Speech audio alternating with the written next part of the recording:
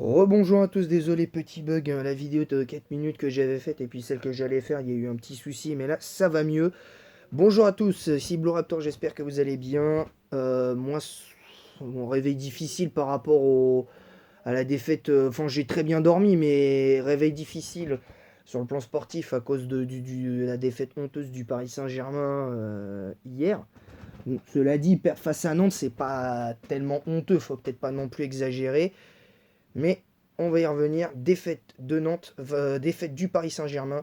3-1 face à Nantes. 25e journée de Ligue 1. C'est parti. Avant tout, bon appétit à ceux qui mangent. J'espère que, en tout cas, vous avez passé une bonne nuit, que vous passez du temps avec vos proches le week-end, que vous êtes en bonne santé, parce que c'est important, la santé également. Alors aujourd'hui, je vais vous donner moi mes points de la rencontre. Je vais même pas détailler je vais même pas aller dans le, on va dire dans le détail, mais c'est pas loin en fait, c'est pas loin.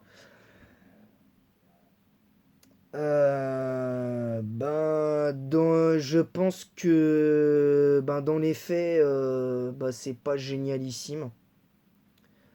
Premier point de cette rencontre, l'arbitrage. Alors je vais commencer par l'arbitrage parce que pour une fois, j'ai pas trouvé un arbitrage très très mauvais, mais par contre l'arbitrage était moyen. Il y a pas, il y a pas, limite il y a pas de débat à ce niveau-là. Et c'est pour ça qu'il n'y a jamais d'arbitre français à l'Euro, à la Coupe du Monde, que ce soit chez les hommes ou chez les femmes. Il n'y a jamais d'arbitre français parce que les arbitres français sont tous nuls. Voilà, faut quand même le dire, les arbitres français sont tous nuls. Voilà, je le dis. Tant pis si ça plaît. Et je vous le dis, tant pis si ça plaît pas. Euh, trois seules grosses erreurs, à mon avis, de l'arbitre, c'est de ne pas avoir sifflé un penalty sur Mbappé en première période. Le carton rouge sur le non-carton rouge de Palois.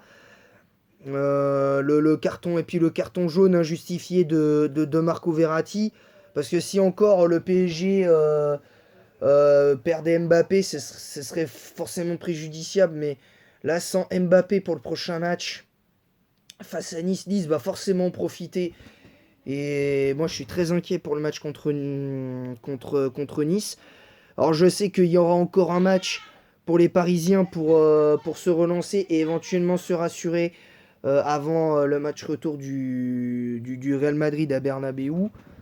Donc, donc, donc voilà. Ça, c'est mon premier point. Mais bon, c'est pas un point négatif ou un point positif. Mais bon, voilà, encore une fois, un arbitre qui prend des décisions incompréhensibles. Un arbitre moyen et surtout Mickaël Lesage. J'ai pas compris ses décisions, mais bon, voilà, des fois, faut savoir accepter. Faut savoir accepter. Voilà. Ensuite, deuxième point de cette rencontre, Navas. Parce que Navas, je comprends plus. Je reconnais plus Navas. Parce que quand il est avec sa sélection, là, depuis un moment, il performe. Mais avec le PSG, il a du mal à performer. Alors, malgré tout, je pense que ça reste un très grand gardien qui a quand même amené le PSG en finale de Ligue des Champions. Puis en demi-finale, certes, a été éliminé face à City. Dans des circonstances que je trouve honteuses. Parce que pour moi, City, au match retour, il méritait de perdre. Vu que l'attitude des Citizens n'était pas bonne. Mais bon, bref, ça, c'est autre chose. Euh, voilà, donc après ça. Après chacun son ressenti encore une fois. Euh, con- Concrètement, j'ai pas compris ce qui s'est passé dans la tête dans la tête des,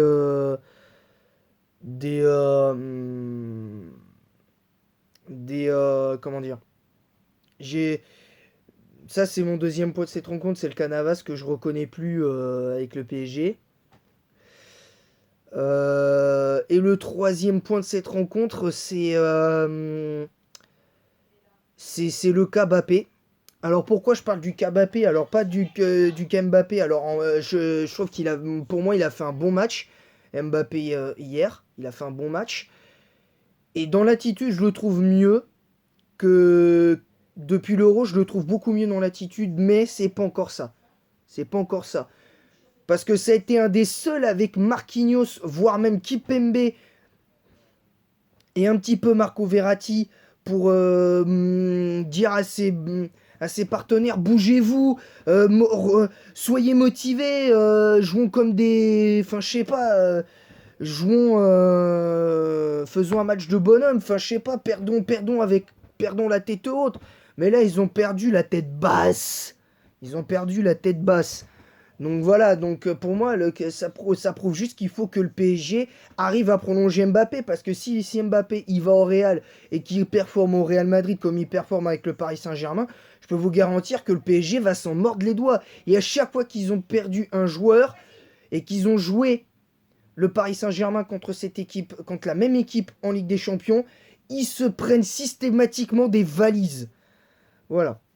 Voilà, c'est ni plus ni moins ça. Ils se prennent systématiquement des valises de but dans la figure. Et ça, c'est un fait.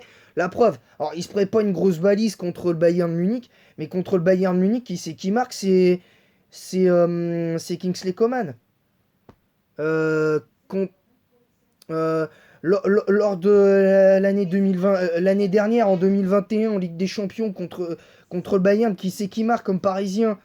Bah, c'est Choupo-Moting. Voilà, encore une fois, les dirigeants parisiens commettent de grosses boulettes sur leurs joueurs. Alors, même s'ils peuvent les faire partir en prêt, ils ont qu'à les faire partir en prêt plutôt que de les faire partir comme ça librement ou un truc comme ça. Même s'ils jouent pas beaucoup, tu les fais partir en prêt, ils ont du temps de jeu, ils reviennent et ils sont plus motivés que jamais au Paris Saint-Germain. Mais là, voilà, encore une fois, c'est. Enfin, je comprends pas. Bon, c'était mon petit coup de gueule, mais bon, voilà. Sinon, pourquoi j'applaudis? Parce que j'applaudis Nantes quand même, parce que faut quand même être honnête, Nantes a fait un excellent match du début à la fin. Ils ont été excellents. Bravo à Nantes, bravo à Comboiré. Alors, d'habitude, j'aime pas les équipes qui jouent avec une défense à 5, mais là, tactiquement, Comboiré m'a fait fermer ma bouche. Comboiré, il m'a fait fermer ma bouche. Parce que tactiquement, sa défense à 5 a empêché le Paris Saint-Germain offensivement de se créer des occasions. Alors, ils s'en sont créés quand même. Un petit pas des gros, de très grosses, mais ils s'en sont créés quand même. Mais franchement, tactiquement, moi, il m'a fait fermer ma bouche parce que les milieux de terrain ont, de Nantes ont surclassé celui du PSG, même si c'est pas nouveau cette saison.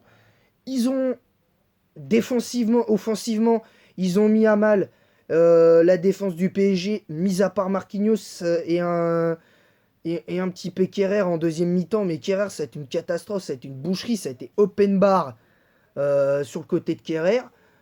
Bernat, j'ai trouvé ni bon ni mauvais, mais bon, voilà, c'était pas non plus. C'est plus le Bernat que c'était au départ. Je comprends plus. Mais bon, après, voilà ce que ça fait quand tu mets des joueurs au placard comme Kurzawa qui mériteraient de revenir dans l'effectif. Parce que les dernières fois où j'avais eu Kurzawa, il m'avait plutôt plu. Mais bon, bref, c'est bon. Après, dans les centres, voilà, c'est toujours autant de catastrophe ce mec. Mais bon, ça, c'est autre chose. Ça, c'est autre chose. Maintenant, voilà. Sur ce, voilà, moi, j'ai rien d'autre à dire parce que concrètement, je vais pas détailler. C'est une défaite honteuse. L'équipe a surnagé, mais dans le mauvais sens. Voilà, même si c'est que la deuxième défaite cette saison en championnat pour les Parisiens, voire même c'est la troisième défaite, toute compétition confondue, en comptant la défaite à Rennes et la défaite à Nice au tir au but en Coupe de France. Sinon, pas grand chose à dire. Sinon, pas grand chose à dire. Voilà, c'est tout pour moi. J'espère que cette vidéo vous aura plu. En attendant, moi j'ai dit ce que je pensais de cette histoire-là. Concrètement, la VAR, je commence à douter de plus en plus de la VAR. Je comprends pas à quoi elle sert. Parce que d'un coup, en début de match, et on nous apprend qu'à cause de la tempête, il y a un problème de connexion. Bon, bon, ça encore, ça passe. Mais que la VAR ne se saisisse d'actions complètement bizarres, notamment le carton rouge d'un Nantais, à un moment donné, qui a été donné puis qui finalement a été annulé de manière logique, un carton rouge qui n'a même pas été checké par la possible carton rouge qui n'a pas été checké par la VAR. Bon bref, je commence sérieusement à douter de la VAR. Maintenant, même si je pense qu'il faut vivre avec son temps dans le monde du sport, là c'est n'importe quoi. Là, on est de plus en plus dans le foot business, dans le foot un peu bling bling. Faut acheter des stars, faut avoir des stars dans son équipe. Faut pas avoir des joueurs qui en veulent, qui se battent comme des morts de faim sur le terrain. Et ça, c'est dommage. Voilà. Tout simplement, c'est dommage. Voilà, c'est tout pour moi. J'espère que cette vidéo vous aura plu. En attendant la prochaine, je vous dis à très bientôt pour un nouveau débrief.